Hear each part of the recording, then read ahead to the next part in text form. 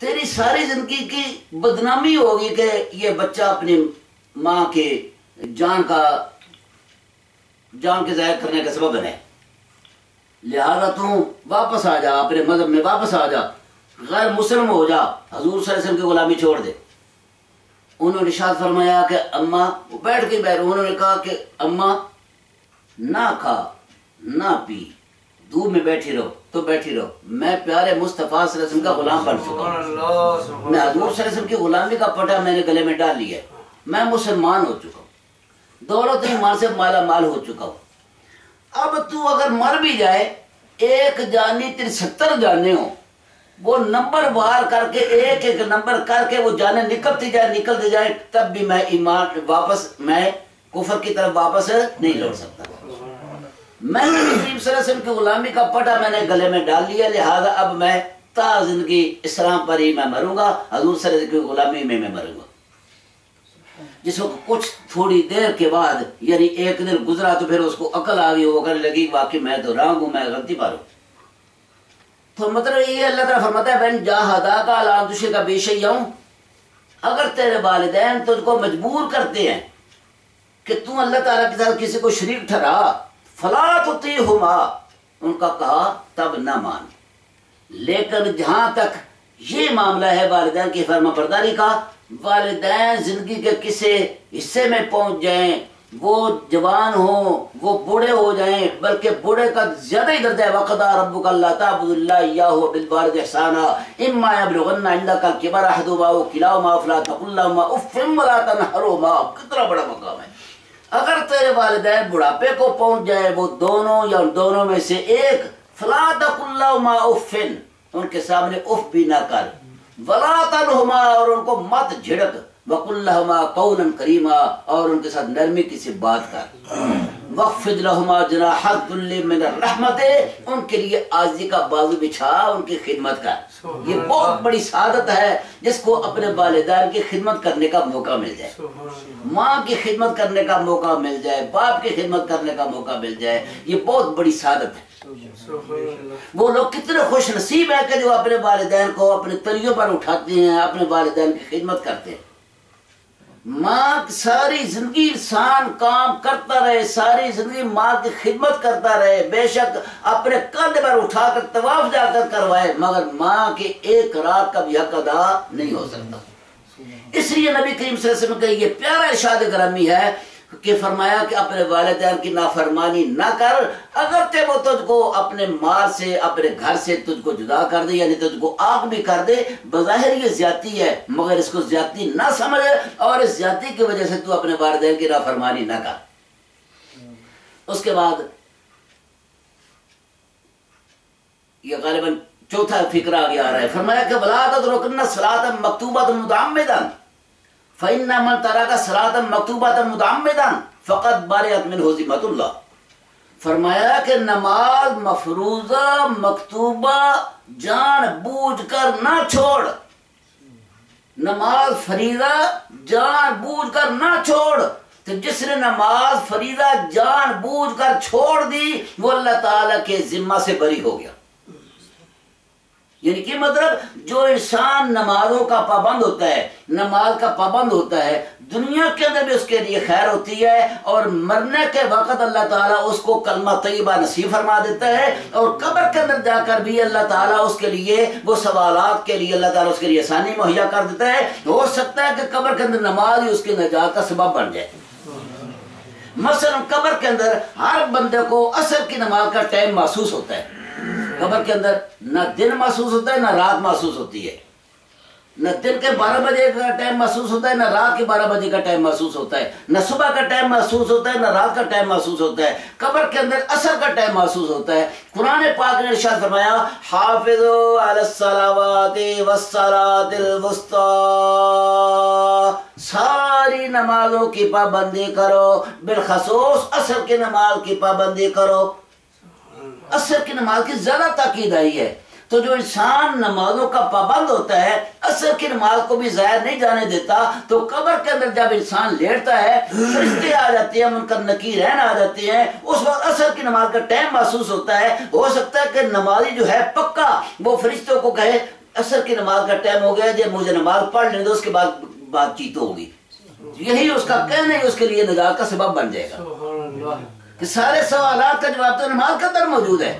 اللہ تعالیٰ کی وحدانیت نماز کے اندر اس کا جواب موجود ہے. حضور صلی اللہ علیہ وسلم کی رسالت کا جواب تو نماز کے اندر موجود ہے. تو لہذا دین کا جواب نماز کے اندر موجود ہے. تو جس نے یہ کہہ دیا کہ پلیز مجھے موقع دو، میں نماز اثر پڑھ لوں، اس کے بعد آپ کی میری بات چیت ہوگی، یہی اس کے لیے نجات کا سبب بن جائے گا. تو نبی کریم صلی اللہ علیہ وسلم نے ارشاد فرمایا نماز مفروضہ مکتوبہ ہرگز نہ چھوڑ. تو جو انسان نماز مفروضہ چھوڑ دیتا ہے وہ اللہ تعالیٰ کی ذمہ سے بری ہو جاتا ہے. اللہ تعالیٰ فرماتا ہے ٹھیک ہے تم موج کر، جو مرضی جسے مرضی جا، یعنی اللہ تعالیٰ کی کرم، اللہ تعالیٰ کی نگاہ کرم اس سے اٹھ جاتی ہے. اور اس کے بعد ارشاد فرمایا وَلَا تَشْرَبَنَّ خَمْرًا فَإِنَّهُ رَأْسُ كُلِّ فَاحِشَةٍ. ارشاد فرمایا شراب مت پی، شراب نہ پینا، اس لیے کہ شراب راس کل فاحشۃ، شراب بے حیائی کی جڑ ہے. شراب نہ پینا، شراب بے حیائی کی جڑ ہے. سب سے پہلے سٹیپ بائی سٹیپ شراب کا حکم نازل ہوا. پہلے حکم ہے نماز، شراب جو ہے نا یہ گناہ ہے. اس کے بعد آیا شراب نمازوں کے اوقات میں نہ پیو. اس کے بعد آ گیا حکم یا ایھا الذین آمنوا انما الخمر والمیسر والانصاب والازلام رجس من عمل الشیطان فاجتنبوہ لعلکم تفلحون. اس میں شراب، پانسے، جوا وغیرہ ان کے حرام ہونے کا ذکر آ گیا. فاجتنبوہ، بچو تم ان سے، لعلکم تفلحون، تاکہ تم فلاح پاؤ. جب یہ آیت نازل ہوئی تو اس وقت تک شراب مطلقاً حرام نہیں ہوئی تھی.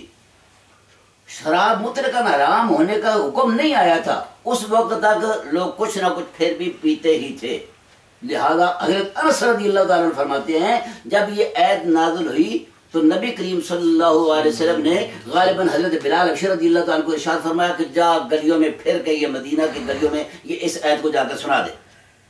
آپ فرماتے ہیں کہ ہمارے گھر میں لوگ بیٹھے تھے، شراب پینے لگے تھے، کسی نے مٹکے میں سے شراب کو ڈالا ہے، کسی نے پیالے کے اندر ڈال لیا ہے، کو منہ کے قریب لے جا چکا ہے، کسی نے گھونٹ بھر لیا ہے. یہ وہ اس پوزیشن میں تھے.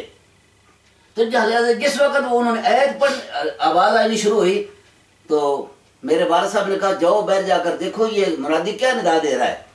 واپس لوٹے، انہوں نے کہا کہ وہ یہ آیت یہ پڑھ رہا ہے یا ایھا الذین آمنوا انما الخمر والمیسر والانصاب والازلام رجس من عمل الشیطان فاجتنبوہ لعلکم تفلحون. یہ آیت پڑھی جا رہی ہے، یعنی شراب کے مطلقاً حرام ہونے کا ذکر آ گیا، حکم آ گیا. آپ فرماتے ہیں کہ سب نے مٹکے توڑ دیے، پیالے توڑ دیے. جس کسی نے پیالہ شراب ڈالا تھا اس نے بھی وہاں پر پھینک دیا، کسی نے منہ کے قریب کیا اس نے بھی وہاں پر پھینک دیا، کوئی پینے والا تو اسے بھی وہاں پر پھینک دیا. اور ساری شراب، وہی مٹکے جس کے اندر شراب تھی وہ ڈنڈوں کے ساتھ وہ توڑ دیے گئے. اور مدینہ کی گلیوں میں شراب اس طرح بہ رہی تھی جس طرح پاری ہوتا ہے. عمل کر کے دکھا دیا، اس کو کہتے عمل. عمل سے زندگی بنتی ہے، جنت بھی جہنم بھی. یہ خاک کی اپنی فطرت پہ نہ نوری ہے نہ ناری ہے. عمر فاروق رضی اللہ تعالیٰ عنہ کا دور تھا، امیر المؤمنین خلیفہ المسلمین حضرت عمر فاروق رضی اللہ تعالیٰ عنہ کا دور تھا. تو روم کے ساتھ جنگ ہو رہی تھی. لہذا 80 مسلمان 80 صحابہ کو گرفتار کر لیا گیا. ان کے امیر تھے حضرت عبداللہ بن حذافہ رضی اللہ تعالیٰ عنہ. سنیے کیا ہوا. جس وقت یہ 80 بندے گرفتار ہو گئے، عمر فاروق رضی اللہ تعالیٰ عنہ کو اطلاع ہوئی کہ 80 بندے گرفتار ہو گئے جن میں حضرت عبداللہ بن حذافہ بھی ہے. عمر فاروق رضی اللہ تعالیٰ عنہ نے پیپر لیا، پین لیا، بادشاہ روم کی طرف، جس کو کہا جاتا سپر طاقت. آج کل سپر طاقت کے ساتھ بات کرنے بھی مشکل ہوتی ہے. سپر طاقت کی طرف آپ نے لیٹر لکھا. فرمایا من امیر المؤمنین عمر بن الخطاب، یہ لکھ کر اپنا نام، اس کے بعد ہرکل کا نام لکھا، اس کے بعد فرمایا اما بعد، اس کے بعد مضمون لکھا. فَإِنْ وَصَلَ إِلَيْكَ کتابی، اگر تجھ کو میرا یہ لیٹر مل جائے، فَبْعَثْ إِلَيَّ بِالْأَسِيرِ الَّذِي عِنْدَكَ، چھوڑ دے میرے اس قیدی کو جو تیرے پاس ہے، وہو عبداللہ بن حذافہ، اس کا نام عبداللہ بن حذافہ ہے، چھوڑ دے اس کو جو قیدی تیرے پاس ہے، اگر تو اس لیٹر پر عمل کر لے تو ٹھیک ہے،